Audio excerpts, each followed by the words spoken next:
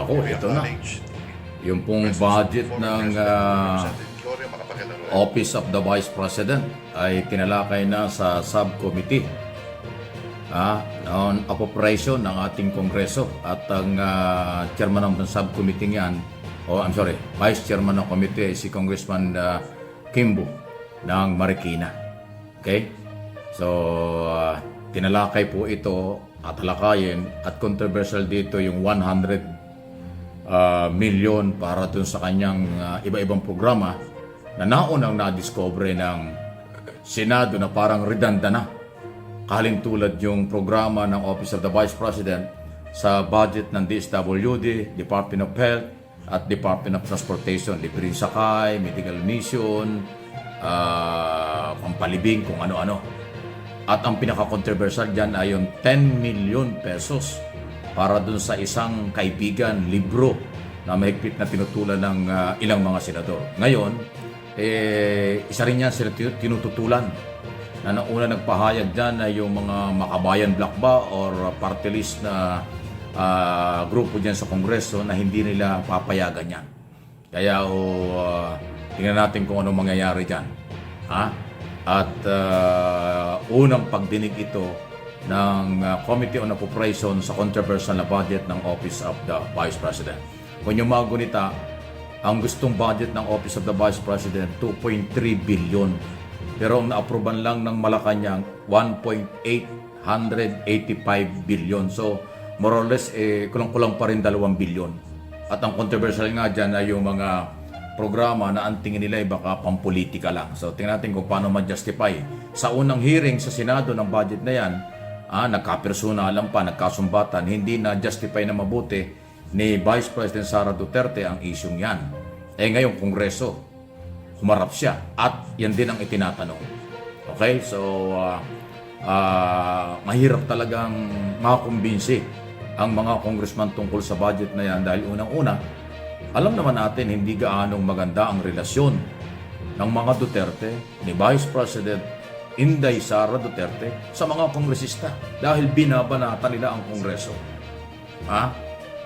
Hindi ho biro ang palitan ng akusasyon o siraan.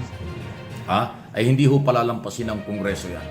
Kaya talagang sabi nga nila kung mayroong pinakamaliit na butas, yun yung butas ng karayom, malamang ganong kasikip ang dadaanan ng budget ng Office of the Vice President. Hindi man lahat ng budget niya. Yun lang hong mga budget na maaaring pagdudahan. Kasi hindi naman pwedeng hindi bibigyan ng budget ng Office of the Vice President dahil may pinapasweldong staff yan. Baka may inuupahang opisina.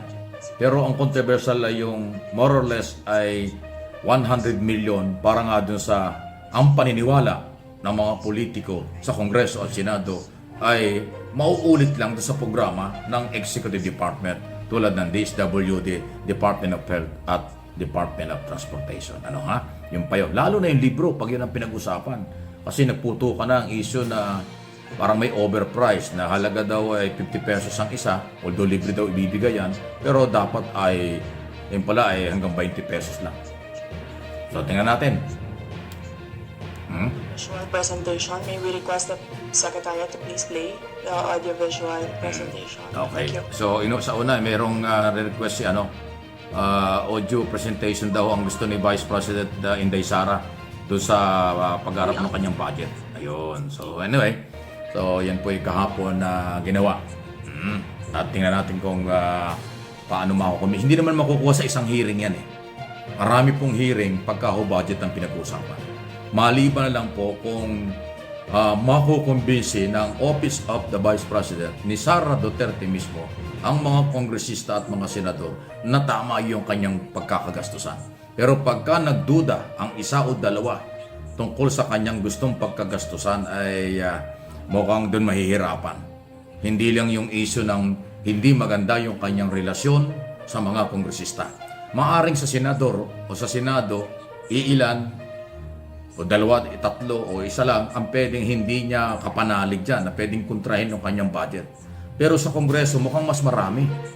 Kasi kung yung mga gunita, yung mga banat ni dating Pangulong Duterte, banat po ng mga DDS, magre-reflect talaga yan sa budget ng Office of the Vice President.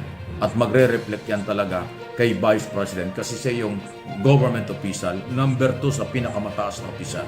Lalo pa ngayon, ang dating ni Inday Sara Duterte parang oposisyon. Hindi man siya ang lehitimong oposisyon, pero ang kanyang dating puro batikos na.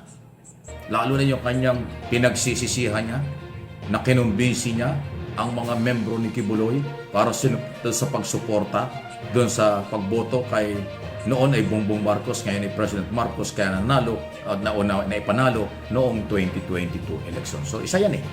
So ibig sabihin, yung mga dating lamat or gap sa pagitan po ng mga kongresista at kaalyado ng Pangulong Marcos at ng mga Duterte lumala pa. Nung mawala sa gabinete at nag-resign si Sara Duterte, mas naging aktibo siya sa mga statement na laban sa Malacanang, laban sa Kongreso. Mabuti pa nung siya ay Vice President lang, siya ay nasa DepEd pa. Puro mga no comment lang.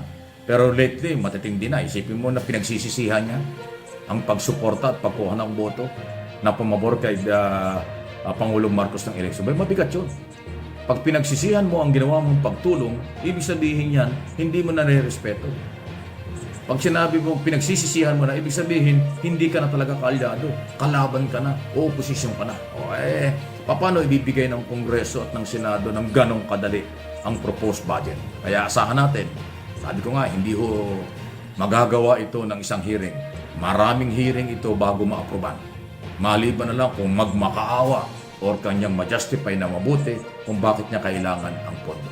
By the way, lagi ko po sinasabi, ulitin ko, ang Office of the President po kasi halos walang trabaho yan. Pag wala kang cabinet position, wala ka talagang trabaho.